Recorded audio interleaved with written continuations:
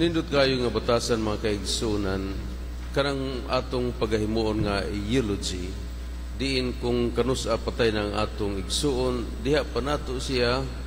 paraygan sa atong mga pagdaig kaniya kung unsa na lamang nga mga maayong buhat atong nahinumduman ug atong imbitaron ng mga tao nga natandog ni ining minatay kani adto sa buhi pa siya. Nindot kay paminawon nga pagkabuutan baya kining tawhana. Pero nayuban bisan kung dili pa sila patay, excited na nga makadungog sa mga pagdaig sa mga tao nga mao nga mag-organize og party, birthday party baka kung sa nga party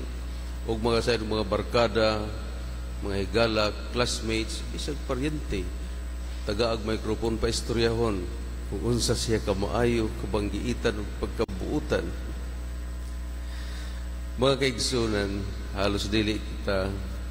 halayo sa mga parisiyo nga nagkinahanglan mga pagdaig sa mga tao, yukbuan sila o gahinan pagayod o mga luna panahon sa adunay mga selebrasyon o nga gusto silang tawgon nga mga tao nga anaay otoridad. Apan ang atong Ginoong Hesukristo nagpatinaw kanato nga tinuod sila anaan naglingkod sa lingkuranan ni Moises o ganay katungod sa pagtudlo sa mga tao sumala sa nahisulat sa balaod ni Moises, pero wala gayud sila'y angay ug dungog nga mangulo mangamahan tungod kay ang ilang gisulti mismo sila wala magtuman niini. Sa katapusan sa Ebanghelyo ang atong Ginoo mingon ang magpataas ipaubos o ang magpaubos ipataas. O si kinsa katong buot mamahimong dako kinlan, kung kinsa katong buot mamahimong inila sa katilingban, banggiitan sa katilingban, kinahanglan magpaubos ra, magpakaulipon. Usa sa mga panultihon sa Papua New Guinea nagkanayon nga a higher the monkey climbs up a tree, the clearer is its us to see. Kung ang unggoy magpataas pagkatkat sa kahoy, diha na hinuon makita ang ija kigong, ang ija hugaw.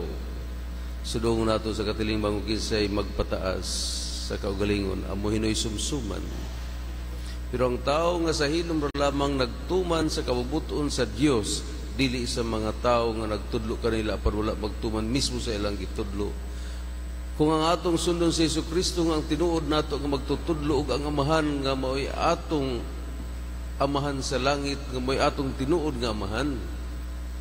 kana mga kaigsunan, bisan kung walay makakita kanato sumala sa customized opinion o culture sa mga tao, basta kay nagtuman kita sa kinasingkasing gayud kung unsa ang gisugo kanato sa Dios, ang Dios mismo mao'y magpataas kanato bisan dili nining kinabuhi sa kalibutan, pero masubra pa sa atong gidahom ang ganti nga gitagana sa Dios kanato nga nagtuman sa iyang kabubuton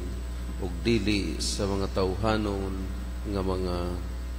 standards. Manindog kita og atong padangat ang atong mga pangaliya. Magampo kita sa Diyos Amahan nga